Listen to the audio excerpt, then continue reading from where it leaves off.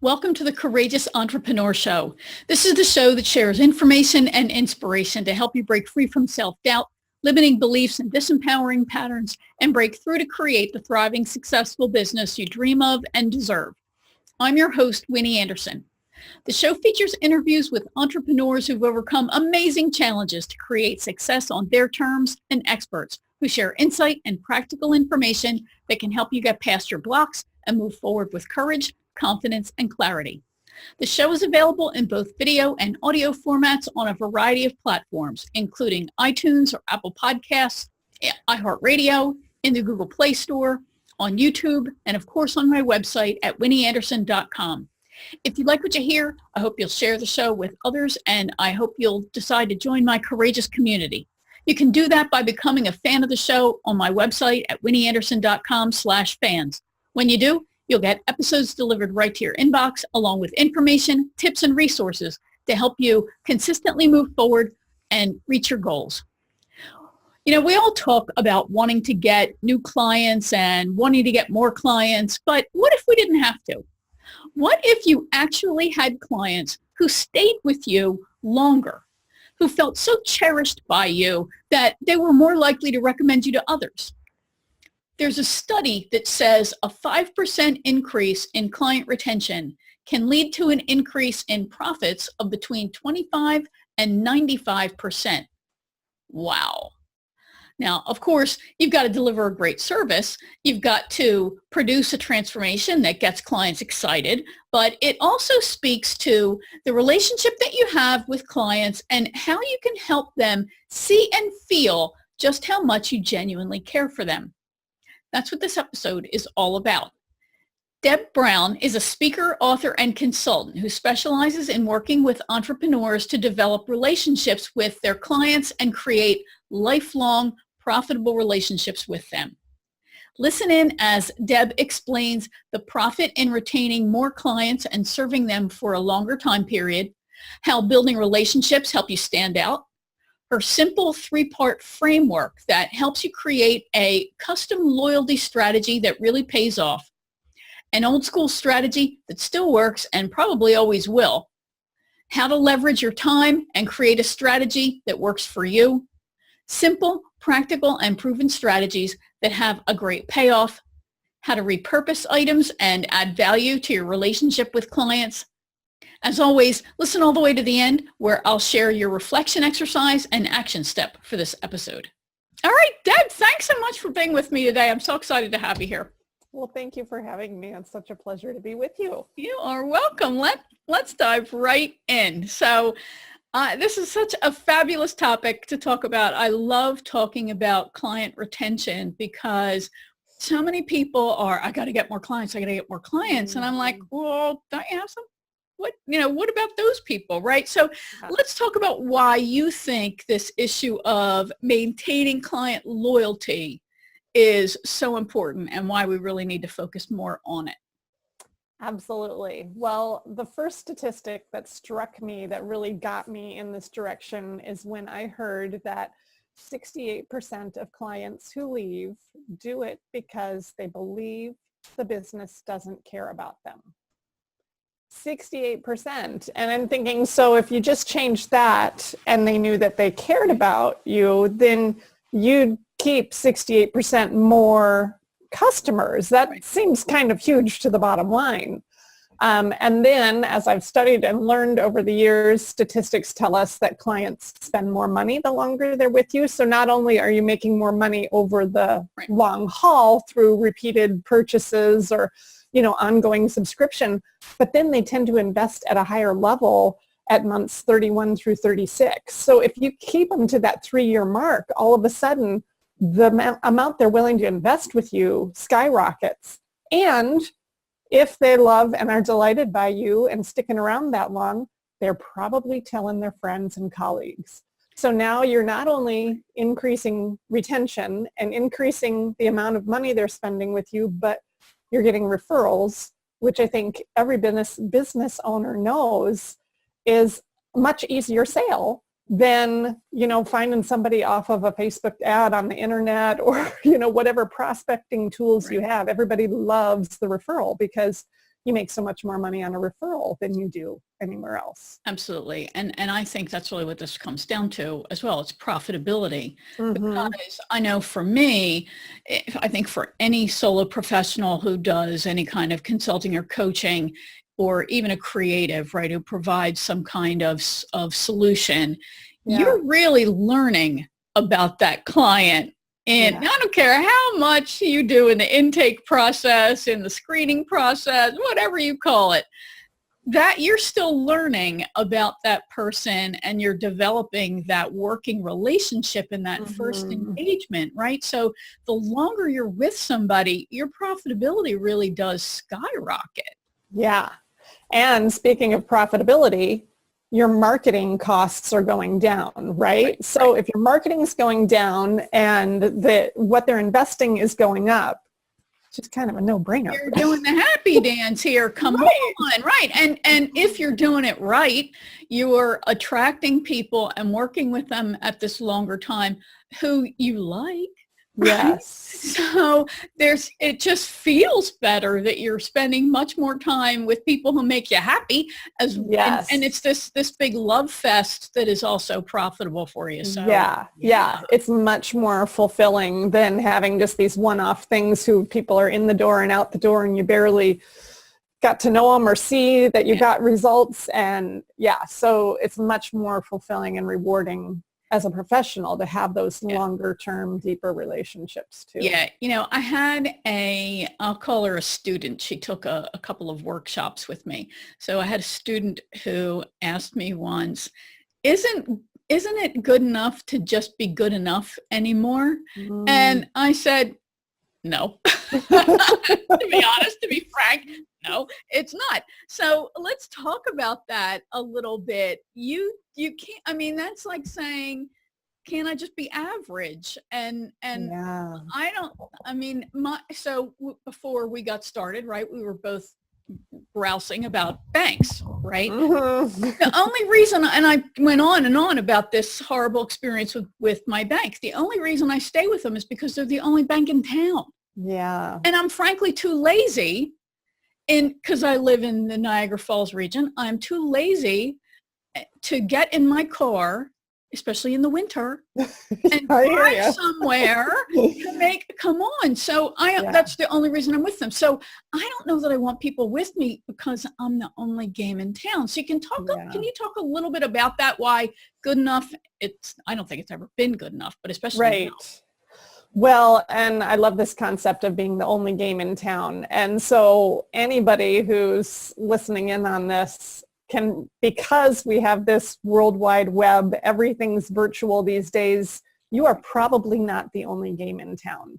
Right. And so while that may work for the bank in your small town, because they truly are the only game in town and they're brick and mortar, but honestly, when you come on, there's online banking. You could probably figure out something else, right, if you really wanted to. I'm doing. But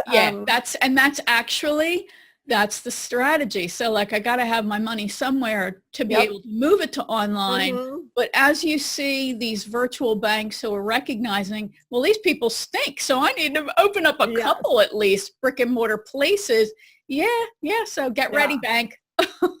And you think about if you have ever gone to any networking meeting, I can almost guarantee you've met a real estate agent, a financial planner, and probably somebody insurance, like they're everywhere. Right. So if we're thinking of a really saturated market like that, or like business coaches, there's on every street corner, right? Everywhere you go, you're meeting those people. Right. And so what are you doing to differentiate yourself? Exactly. And it really comes down to the relationship, because if somebody has a relationship with you, they feel attached and they don't want to move away. Now, Winnie, if you had a relationship with even just one teller in that branch, you would probably feel more attached to that. Like I know at my local branch here, the teller took the time to memorize my name and my kids' names because we would come in. And so now if I pull up in the drive-through, before she even sees my check, she says, "Hello, Deborah, how are you?" Now, I don't go by Deborah. That's only my official name on banking.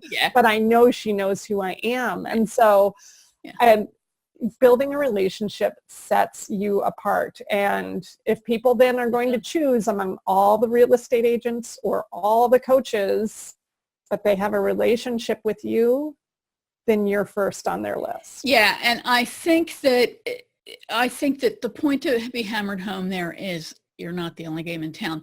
No. And while from an abundance standpoint and a branding standpoint, we know we're unique, you better work hard at being truly differentiated. And I think there are people who are willing to say, oh yeah, well, that's really nice, but I like her. But I mean, it just, it's just a natural, we do business. It's the old adage. We do business with those we know, like, and trust. An emphasis on that know stuff. And if you don't feel the connection, I'm out of here. I'll give you a great example from back home.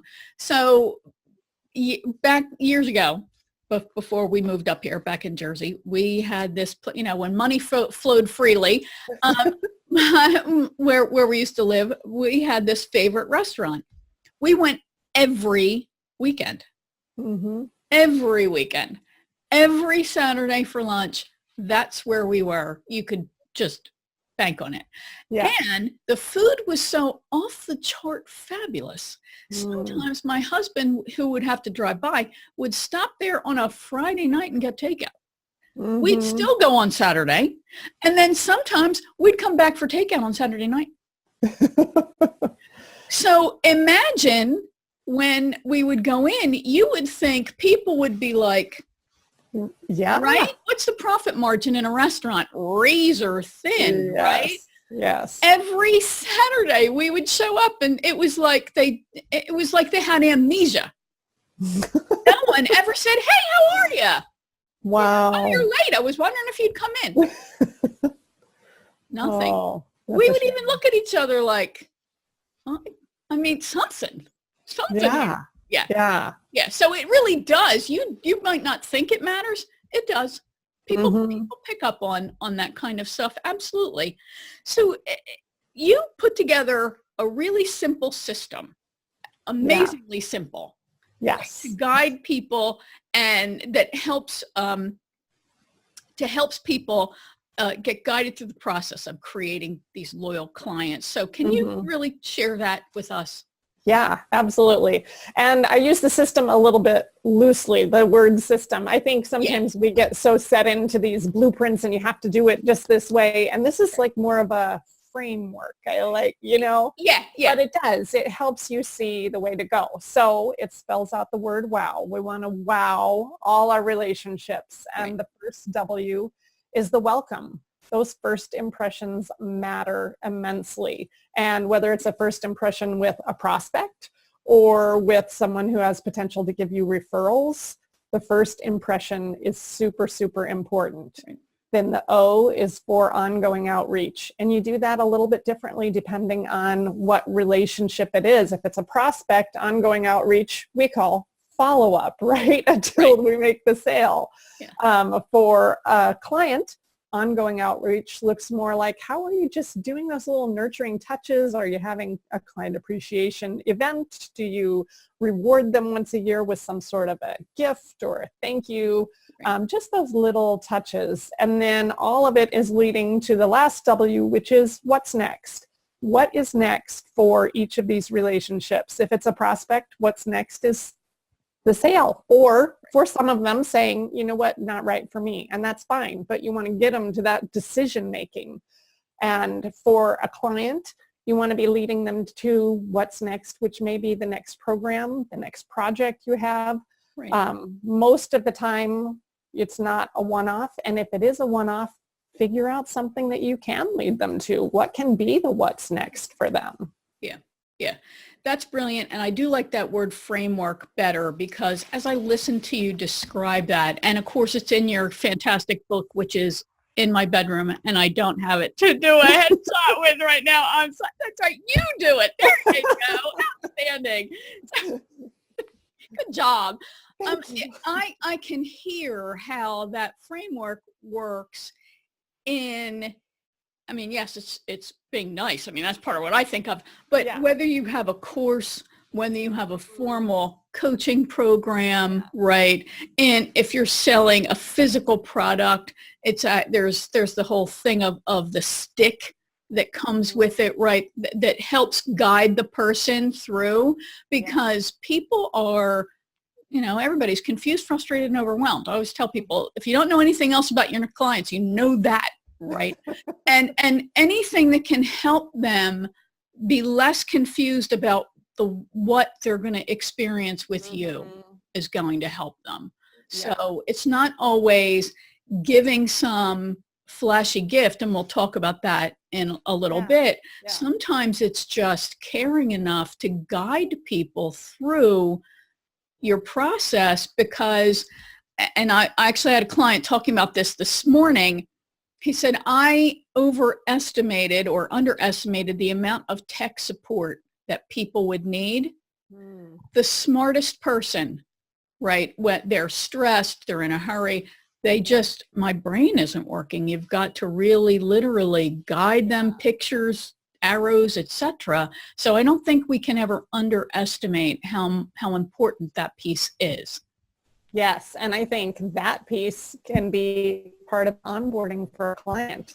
A whole outline of this is what's to expect, and here's how we're going to go. Because I know sometimes I work with someone, and I just think, am I in the driver's seat right now, or is the business am I supposed to be doing something, or am I waiting on them? I'm not sure what's coming next, and so helping them see that makes them feel more confident in you, because they know you're on top of it. You know what's coming next, and it helps them anticipate. Yeah, it does. And of course, we all know that sometimes we're selling something obviously before the event, right? So sometimes it's a few weeks, sometimes it's months. I mean, I've seen really expensive high-end live events get sold 6 months or more before the actual event. So and I've bought things that then I never heard from the person, and I'm like, am I really in that, or what? So thinking about that and continuing to nurture that relationship, I always think that it's after the sale, marketing might change, but you're still marketing to them to make sure they feel good about the decision they made, right? Yeah, and that really helps with the big thing called buyer's remorse, right? We think of this like when somebody buys a big car because it's this big ticket purchase, and all of a sudden they go, what have I done? But it happens all the time on smaller purchases too, on investing in programs, and you think, oh yeah, this sounds great. And then 24 hours later you go, why did I do that? But if you've done something as a business owner to be proactive and say, welcome, we're so glad you're here, here's what you can expect, then they go, okay, yeah, I did make a good decision. It's okay.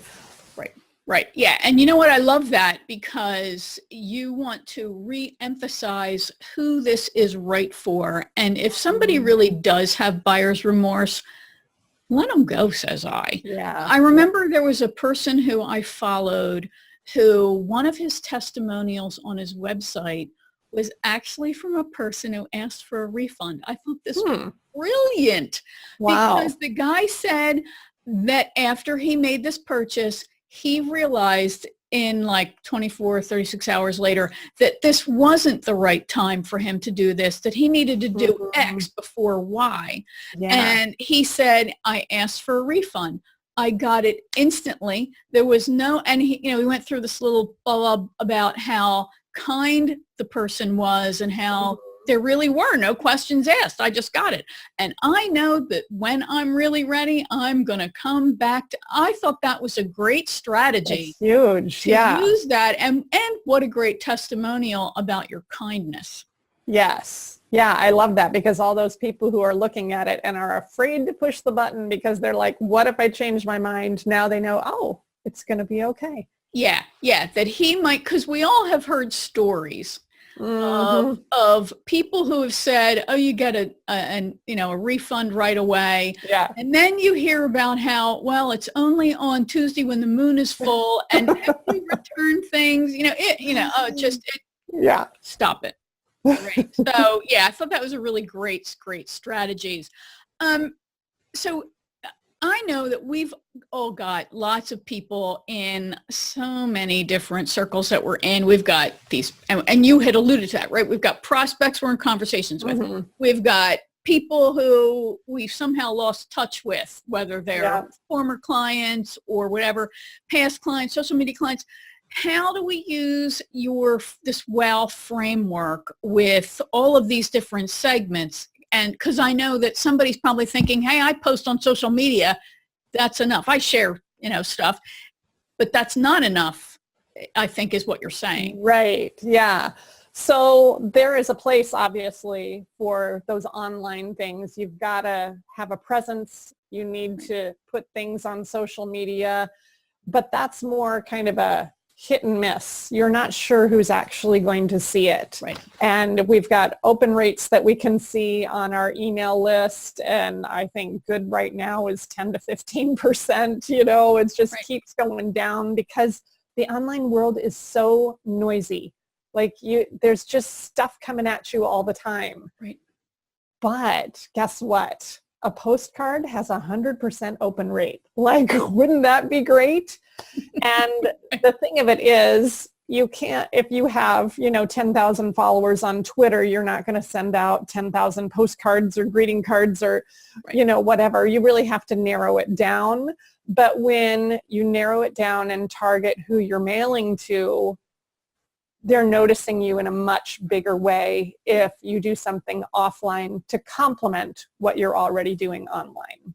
Yeah, I love that. And it's also is because, I don't know about you, but I don't even get junk mail anymore. I mean, there's just so little mail in my mailbox that when I do get something, yes, I handle every piece because there's not very much. So yeah, the chances of you're actually being seen, being involved with the person that you're targeting, it's astronomical. Yeah. And there's a different factor for remembering. I don't know, I'm not saying it the right way, but if you think about, do you remember the email that you opened yesterday? I don't know. I opened so many emails and I deleted so many. I don't know. Do you remember the post you saw on social media? Well, maybe a couple if they were, something spectacular. But when you have an envelope and you hold it and you rip it open, there's got sight and sound and touch involved and you pull it out, you're just interacting with it on such a higher level that it's remembered for longer. And because it's a physical piece, it might be something that just sits on your counter for a while because you're deciding what to do with it, or you put it actually on the fridge, or you set it up in your office on a bulletin board because you're like, well, wasn't that nice? Well, now the remember factor has gone way up. People are remembering you longer than they did that email that you sent last week with a terrific blog post, but nobody remembers what it said anymore. Yeah, and I think the really great point is the way that people's consumption has changed. I don't even open my email anymore. I mean, I might go there maybe twice a day and do a quick scan, and most people know how to reach me if they really want to reach me, and they'll message me. I have people who I tell everybody as soon as I meet them, if you really need me, you got to text me. If you're worth enough for me to give you my phone number, just text me if you want me, because it's really the best way to reach me and get something actually live in my mailbox. And I'm certainly going to pay more attention to you. So yeah, absolutely. So one of the things that I really loved that was in your book, and I'm going to read this so I don't screw it up, on page 107, right, where you have suggested tactics, because of course, anything that is this specific, I adore. You have specific tactics to perform daily, weekly, monthly, quarterly, and then annually. Please give me instructions. That's exactly what I need. So it does mean, though, budgeting time as well as money. So let's talk about how to actually come up with a budget, because I think of this, it's a combination, and of course, we are not tax professionals. Talk to your tax person. Exactly. But there's the marketing, there's the business, general marketing, business development, as you would think of. So how do you then start, though, figuring out a budget for all of this kind of stuff? Yeah. Well, if you're looking at just simply client appreciation, I have a rule of thumb to spend 5 to 10% of the investment that they make with you to give back to them. Okay. And of course, if it's a small investment, 5 to 10% is not very much, but you don't need to have a big thank you for a small investment. Sometimes just a thank you note is all you need. But if it's a bigger investment, there should be a bigger reward, a bigger thank you to that person. As far as doing it as a marketing piece, really just take a look at your marketing budget. And if you're spending money on things like Facebook ads or, other kinds of advertisements, I would just challenge people to take a piece of that, maybe even cut it in half and put half in, this online digital strategy, put the other half in an offline targeted list and see which one brings you more. Because I'm willing to bet that what you put into that offline will far exceed what you're getting back, the ROI on online. So if you just want to test it, that would be one way to do it. But it really is marketing. So look at it as part of your marketing budget. I just call it relationship marketing. It's a little different kind of marketing. Yeah, I think that's a great rule of thumb to begin to use. And this strategy works whether your business is offline or online. I have a friend back home who told me that she had some guy she replaced some of her windows with, right? That's an expensive home improvement. Yes, it is. So he sent her like a card 4 times a year, right? I don't know what they were. 4 times a year. She said, and you know what happened? Every stinking time that guy sent me a card, somehow somebody would ask about windows and I'd say, oh, you know what? Call this guy. Yeah. So for the price of the card, which you can buy in bulk, and the postage, which you can even get a discount on when you mail in bulk, he got like tens of thousands of dollars just from her. Yeah, and a lot of people would write that off because windows, once you've replaced them, you're not going to need to do them for years and years and years. But he was smart enough to know it wasn't about the sale from her as much as it was the referral from her. Yeah, exactly. And I just love that story because it's, how hard really is this to put it in your calendar and to generate a mailing list, print some labels and watch TV and stick the labels on. So we're not talking about big effort here. No. And they're actually, you can get a subscription to send out cards. Yeah, I was going to say, if you really don't want to stick labels, you can even have somebody else do it for you, whether it's send out cards or your 10-year-old or your niece or the neighbor kid, you can find somebody to do that. Exactly. All right. So let's talk then about the courageous actions that are needed to really build a business. There are 8 of them: marketing, selling, fulfilling, creating, managing, growing, leading, and last but by no means least, living. And I think that this whole subject just really speaks to every one of these. So I'd love to get your thoughts on them. So with marketing, this is really its own marketing strategy, if you will. So, I'm a marketing bottom line kind of girl, and you had talked about some stats about cost effectiveness. Do you have any, are there any stories that you could tell? Do you have a particular client who you want to really highlight who tried one of these and had an outcome? Yeah, I do. So I have a client that the story is actually in the book, and names have been changed in the book, but I'm going to give you her real name today. Don't tell. Don't tell. Her name is Rebecca, and she's a web designer. And she came to me feeling a little guilty because she didn't feel complete at the end of a project. Website done, move on, put all your attention on the new client. You have to. And you've had such close interaction with that client on their website, and now there's nothing. It's crickets from you. And she felt like she hadn't really thanked them properly, and she wasn't staying in touch with them. So we came up with a plan that at the end of the project, she would send a thank you gift. It was not expensive, but it was very personalized. So it would really touch their heart and make them go, wow, this is so cool, even though it wasn't spending a lot of money.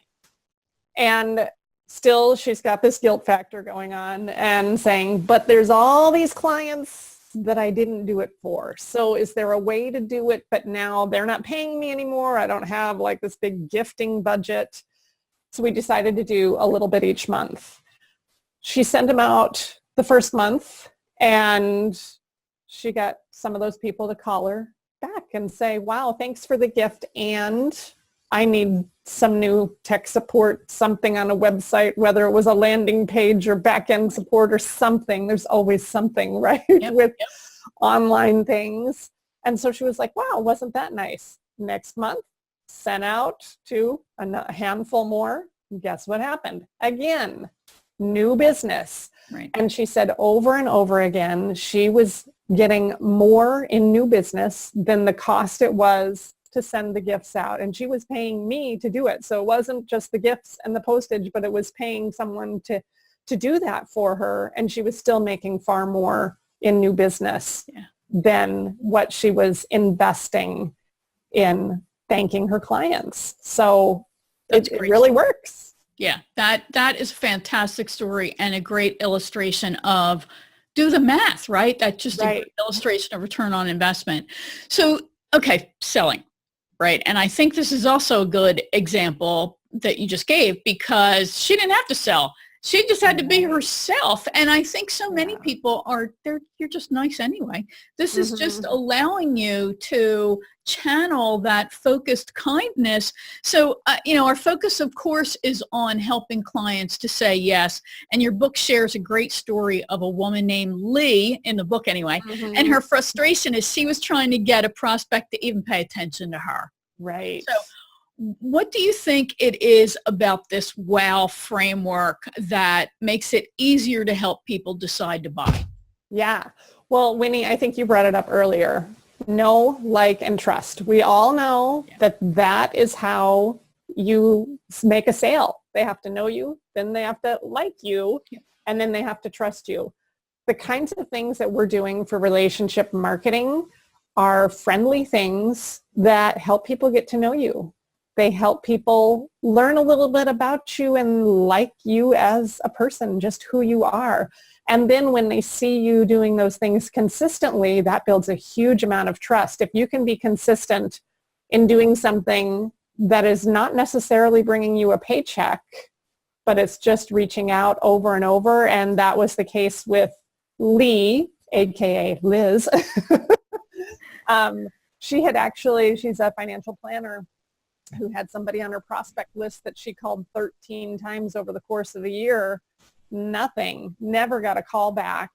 And then she sent out something silly for National Humor Month. It was a little card with a cartoon on it, and she stuck a fake mustache inside.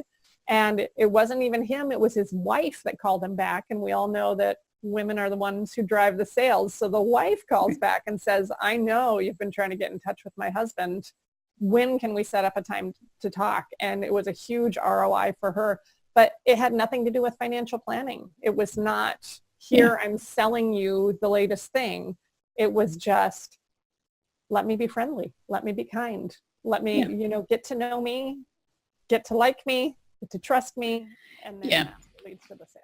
Yeah. And I don't think we can really minimize this. I mean, this really is a giant issue, because I really believe that nobody knows how to buy anything. Why do we wind up with stuff that we never use and food we don't eat? And because we don't know how to buy anything. So any money that we're going to be looking for something that can help us go, eeny, meeny, miny. Okay, you. I like you. You're nice. Yeah. Okay. And most of us working with somebody really is an intimate experience. The stuff I know about people, because they feel compelled to really share. And I like to feel it's because they know, like, and trust me. And when we're helping people with their lives, their businesses, it's an intimate experience. So to just have it end feels like, there's no pretty bow on there to wrap things up. Yeah. And to get started, like, especially something like financial planning or anything where you're going to have an intimate relationship with somebody, like, you need to know they're really in there with you. They're interested in you, just in the sale. And this is a way to show I'm interested in you over and over again consistently. Yeah. And I'm observant. Mm-hmm. Right. I heard you. There's a great Seinfeld episode where it's Elaine's birthday. I don't know if you're a Seinfeld fan, but it's Elaine's birthday. And of course, Jerry's her best friend and he sucks at gift giving. He's so oblivious and self-centered. And Kramer steals the whole show by bringing in this fabulous gift. And he says, people say things and I remember. And that's the great reward is, that just the joy that he was able to bring her with that gift just by listening. So it's the stuff that many people I think are probably doing anyway, maybe in their personal lives. Yeah. And this is just a way to bring more of your whole self, as I think of it, into the work that you do. Yeah. This is really an awesome strategy. So, okay. So now we're on to fulfilling, right? And this is when we do the thing we do. It's the that we love to do so much. So it kind of gets into the issue of time, right? Because we all feel so pressed for time. We've only got 24 hours in a day, unfortunately, and we're sleeping for some of them.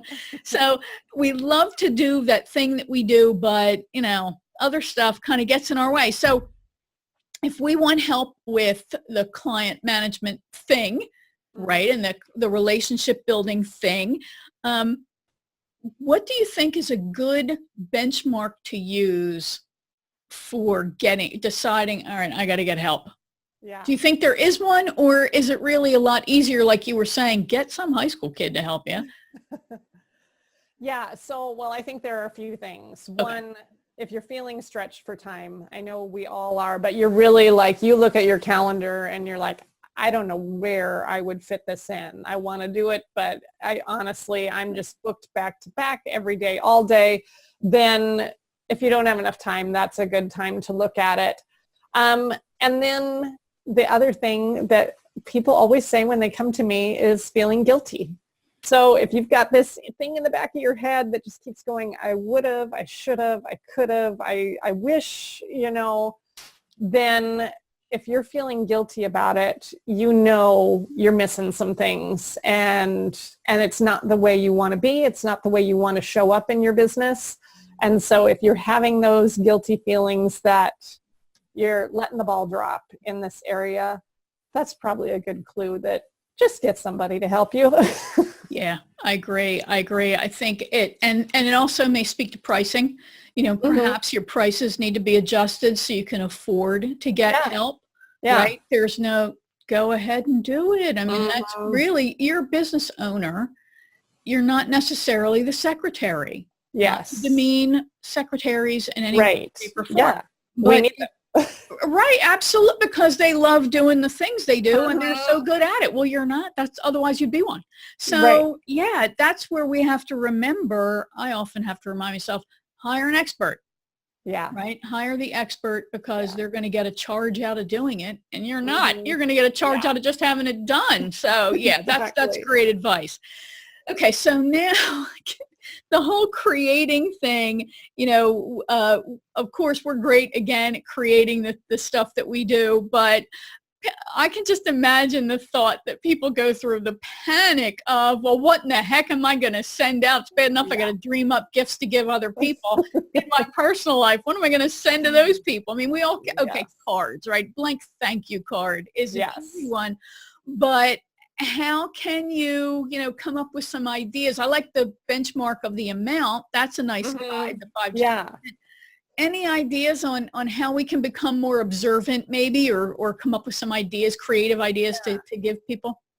Yeah. So, a lot of what I do is maybe not even the client appreciation gift, the big gift, but just the fun things in the mail.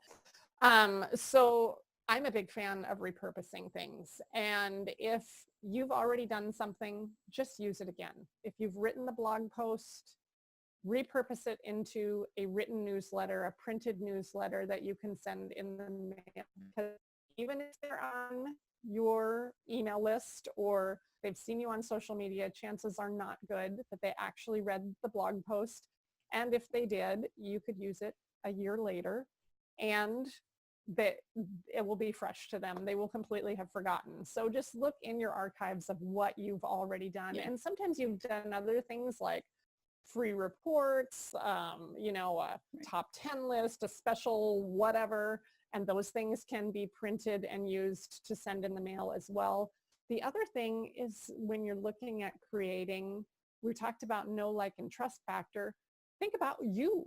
Who are you? You're wanting to build this with people. So, throw in some personality pieces. We have all seen the annual traditional December Christmas card with the family and everything. Why not send that out to some clients too? And then they get to know about you personally. Yeah. Maybe you did something in your personal life. Maybe you're a runner or compete in something or an artist, and you can send them a little blurb about, hey, I just ran a 5K or a marathon, or I painted a picture, or, whatever. Just share a little bit about you personally. And it doesn't have to be rocket science or detailed. And I really think a lot of times the people that we're sending this to, they don't want to know all the facts. That's why they're going to hire you. And so it's almost worse if you send things out that are very detailed in here's all the mortgage statistics of blah, blah, if I get that, I'm just like, I don't want to know what the interest rates are, if they're going up or down. I want you to just figure that out for me. Yeah. So. That's why I'm paying you. Yeah. Exactly. Yeah. And I think that, those are really great suggestions. And I know that in the interest of repurposing, if you happen to go to live events, right, as some of us do, and take stuff, leave behinds, I think of them as, or you've got these other pieces in your sales process that maybe they've never even seen because they're online people. Send them that, and that's enlightening. And so, and I think your point also is well taken, that don't send them the encyclopedia. Send them something that gives them a taste, because you want them to talk to you. If they want more information, they'll call you. Right, or email you or whatever. Right. It'll probably be virtual, right? But think about the audience and who it is. So if you're sending to a prospect that's going to hire you, they want to know who you are, that they can trust you, and maybe know a little bit about you personally. Right. If you're sending to a referral partner who is more kind of in the depths of the technical things, they might be more interested in the technical things. I had a client who was an attorney sending information. He's an estate attorney sending information to financial planners. Well, they kind of want to know some of those facts and figures. They're more interested in that detailed. But his clients, probably not so much. Prospects, just want him to figure it out. Yeah, that's a great point as well. So, okay, managing is the next piece here, the next action. And it sounds to me like this is also about really managing systems and processes. So do you have a tip for managing all this? Is there a particular, tool that you use or you recommend, like for a CRM kind of thing, or what? Right. So if you have a CRM, just go with what you already know. Go with what's working for you. But honestly, I am pretty old school, and I'm a big fan of a spreadsheet and a calendar. Just keep that spreadsheet, and you may have different tabs. You may have one that's prospects, one that's referral partners, one that's your clients. You're keeping track of who you want to do what for. Yeah. And then just blocking off the time on your calendar and putting little reminders in that, like, okay, I want to send a holiday card at Valentine's Day, so in January I want to order some Valentine's Day cards. Just putting those little reminders in and blocking off the time maybe once a week or once a month, depending on what the activity is, and just saying these 2 hours every month, this is what I'm doing. And then don't ignore that automatic thing that I'm sure you've never done that. Gone, oh, well, I know I'm supposed to be doing this right now. That's my regular thing, but I got this fire to put out. I would never do that. I know. But some people might override because you're busy. Yeah. Yeah, no, absolutely. I mean, when I think of the good things that I do and then I forget, and then the good things that I do and then I forget. So it's all amount of, as I'm listening to you, I think that really the underlying message here is do what works for you, because there, this obviously, especially if you're primarily online as we both are, at Mhm. some point you just go, I can't learn one more stinking tool that they're like they're so complicated, most of them, rather than I just want an address book. That's all I want. But Yeah. no, everything is, and it does this and it blends your smoothies. And so figure out, don't let anybody make you wrong. That's probably the Yeah. biggest story here, right? Because Yeah. we talk to our friends and they go, you use a spreadsheet? What's the matter with you? Right? And you get shamed into then Yeah. spending some money on some tool that you're But never going to yeah. use or learn. And then that gets in the way, right? Yeah. Yeah. And I will So, mention, we mentioned send out cards before. That's really a CRM in itself, and it will keep all your addresses. It will right. keep track of your birthdays and remind you that you need to send a birthday card, and you can set up in advance campaigns. So if you wanted to send a quarterly card, you could set it all up at once and it will do the work for you. So Yeah. that's another way to just automate and not have to do as much yourself. Yeah. Yeah. Which only then maximizes your ROI even farther. So, okay. So now we're going to kind of turn the tables on you here a little bit. So next is growing, right? And we all want to grow in that thing that we do so well and love to do and could do all day long, but we need to grow as both people and as professionals. So is there any one area that you secretly would like to grow in as a business owner? Yeah, so right now I'm focusing on upping my speaking game, and I've done some work in the past. I've taken courses. I've got a great signature talk, but recently I was with my publisher and we did a professional video, and then of course you're your own worst critic when you see yourself on film, and so I'm seeing all these little things that I can tweak and do better, and so that's really what I'm working on, is upping my speaking game. Excellent. And I could go on for hours about, and I just mentioned that today actually to my coaching group. There is just no greater gift you can give yourself than becoming a more confident and competent speaker. Mm-hmm. It just, because when you know that you can give a talk anywhere, it opens up so many great opportunities for you, and people know they can call on you. People know they can count on you because you'll deliver. Yeah. So yeah, that's a very, very wise choice. So, all right, next is leading. Yeah. Now, I personally think that we, to be able to really advance and build our businesses, that we're leading in many ways. We're leading our clients. We want to be seen as a leader. So how do you think this whole process of building these relationships, how do you think that impacts your perception, or the perception others have of you, I should say, that, hey, that's a leader? Yeah. Well, I've got a good story to share for this. Last month, I walked into a networking event, and it was the first time I'd been at this particular group, but I knew the leader had met him from some other groups and was well versed in him and his wife, and I'd made quite a few connections for them that were very valuable, because I'm all about building relationships and passing it on and connecting people. And so I walked in the room, sat down, and a little bit later, he brings in somebody who was new also, and sat her down next to me and said, you know what, I know I'm the leader of the group, but Deb Brown, this is who you need to be connected with. This is the person you want to be connected with, because he sees me as an influencer now, because I have given to him, I have connected people to him. Right. Because I'm always meeting people, building relationships, and then connecting the right people to each other. So you get noticed when you walk into the room. People want to connect with you, and they want to connect others to you.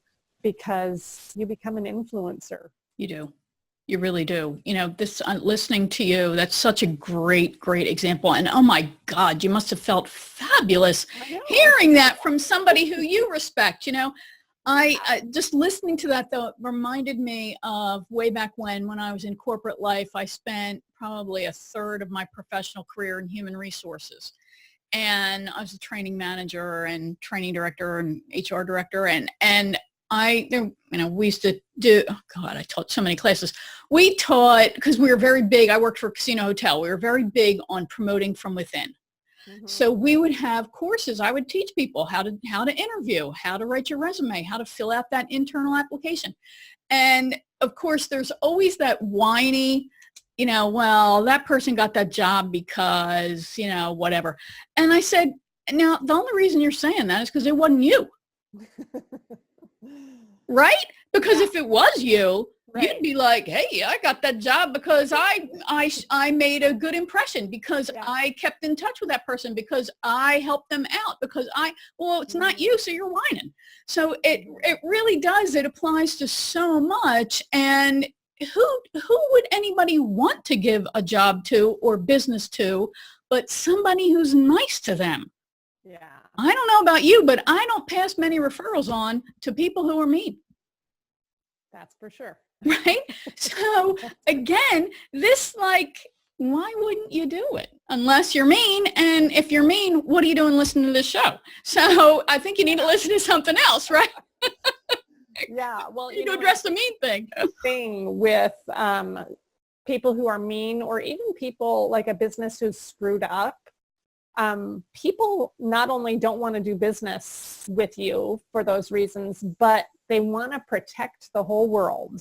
And so that's why they talk about mistakes and problems more than they do the good stuff, because like, I don't want you to have to deal with what I dealt with, and I'm going to be the hero by protecting you. Yep. And there's also stuff in my book about, I mean, we all make mistakes, and there's ways to recover from that graciously and turn it into a win all around. Yeah. But yeah, if you're mean or you're screwing up and not delivering, people will go the extra mile to tell others how bad you are.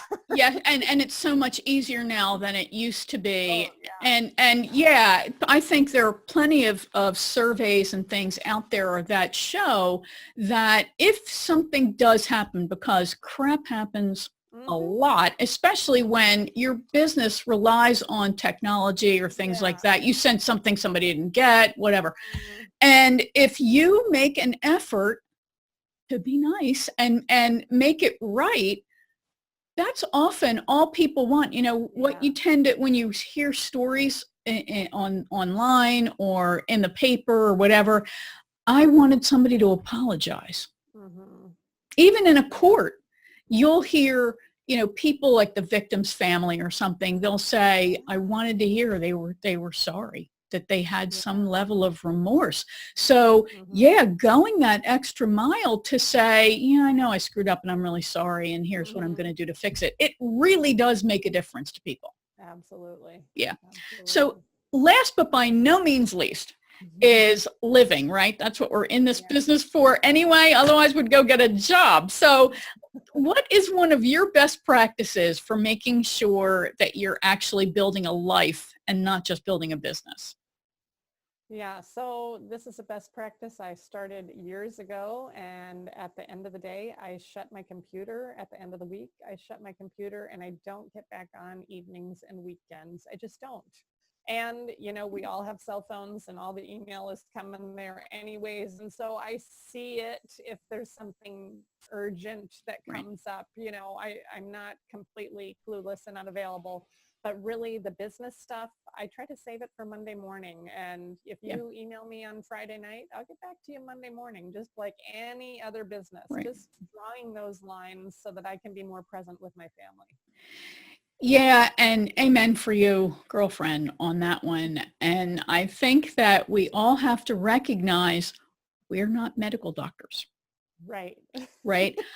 When I was in corporate life, I remember, I'm going to age myself now, my boss, who was a beast, wanted me to wear a beeper. This is back in the day, right? And I said, no, I'm not doing it because you tell me who's going to have an educational crisis. Right? Who's going to beat me and say, teach me something now? I can't live another minute, right? It's just ridiculous.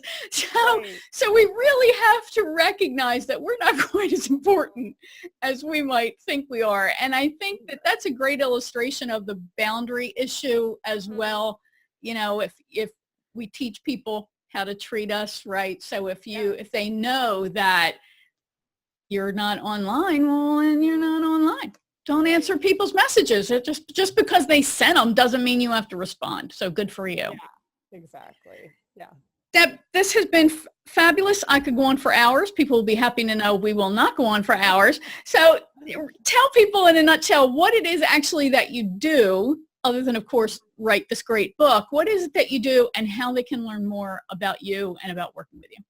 Yeah, so I am an author, speaker, and consultant in the area of relationship marketing and building loyalty. And as a consultant, I help people develop relationship marketing plans. As a speaker, I train people on how to do that so that they can increase client retention and referrals and just bottom line, turn their relationships into more revenues for their business. And to find me online, I'm going to send you to wowpointsnow.com. And there you will have the opportunity to get a special report on how to build a loyal following. And it can outline some of these things that we've talked about today and the things you need to pay attention to. Awesome. Say that domain one more time. wowclientsnow.com. Awesome. Fabulous. And of course, we will have links to that in the show notes, as well as links to every place you can find Deb. I connected with her on Facebook. I know she's on YouTube, so we'll get all her links there for you. Great talking to you, and get her book because it's awesome. And I'll have a link to that too. Awesome. Thank you, Winnie, for having me. All right, I hope you found that interesting and helpful. Deb's a great person. If you liked this episode, please share it with your connections. Please leave a great review for it on the platform where you consumed it. And be sure to either subscribe on that specific platform like iTunes, iHeartRadio, Google Play, or you can subscribe to the video version on my YouTube channel. But when you subscribe on my website at winnieanderson.com/fans, you'll get episodes emailed right to you each week, along with information, tips, and resources to help you come out of hiding, get your message out in a more powerful way, and achieve your business goals so you can profit from your expertise. All right, so your cocktail exercise, otherwise known as a reflection exercise. No alcohol needs to be involved. Don't drink and drive. Don't overindulge. All right, so your reflection exercise. It's to think about what you do now for your clients. Do they feel cherished? Do they know you're actively looking for more clients like them? Do they understand what makes a great client? When's the last time you truly showed genuine appreciation to your clients, your potential clients, and others that you want to keep close? Remember, this is really powerful for your clients and potential clients, but you can use these same kind of strategies to thank referral partners, colleagues who've done nice things to you, podcast guests, and you can just use all kinds of strategies to connect with people and strengthen your know, like, and trust factor with them. All right, so your action step. Like most of these, this is technically more than one step, but you get the idea. So make a list of all the people who've done nice things for you this week and send them thank you notes. Yes, handwritten thank you notes. I realize it can be hard to get people's mailing address, but check out their website first and see if there's a contact form or some kind of mailing address there, shipping address. See if it's there. If not, reach out and, hey, ask them for it. Let them know you're updating your contact list. You don't have to say, hey, I'm going to be sending you something nice and I want to make sure you get it, although you could. Don't just send them one of those cheesy automated connection requests from your CRM platform, okay? Unless you're sending something out to a cast of thousands, just send a private message. And when you send the note, thank them for something very, very specific, right? You really want to think, don't just say, hey, love ya. I mean, those keep in touch. Hey, I was thinking of you cards are nice, but really the most powerful thank you is always something that specifically calls out something kind that people did for you or something that was really impactful. Get in the habit of keeping a stack of postcards or thank you cards in your desk, right on your desktop if you need to. And as soon as you stop talking to somebody, send them a handwritten note. For those you do business with, as Deb suggested, you can send them a gift that's appropriate to the size of your relationship. Now, there are lots of low-cost ways to say thank you or I'm thinking of you, but plan some of them out in your calendar because you're more likely to do them then, right? You know that November, right, Thanksgiving, for those of us in the state, great time to send a thank you card. Plus, not a lot of people send Thanksgiving cards, so just doing that alone will help you stand out. And it gets away from any drama around the holiday, the Christmas and December holidays. You can also send New Year's cards. That's what I do. Again, it gets me out of the whole holiday conflict and, who celebrates what. Also, people get all those things for Christmas and whatever that winter holiday might be. I like to send Happy New Year. It gets me to come into their mailbox after the deluge of other mail and packages have come by. And, hey, I'm thinking about you after the new year. So if you're an introverted solo professional or you're someone with introverted leanings and you're ready to get support to reach your business development goals, you'd like to do it as part of a community of like-minded and like-personality professionals, then head over to winnieanderson.com/join the lab and join my Facebook group, the Courageous Entrepreneur Lab. Thanks for listening. And remember, you deserve all the success you dream of.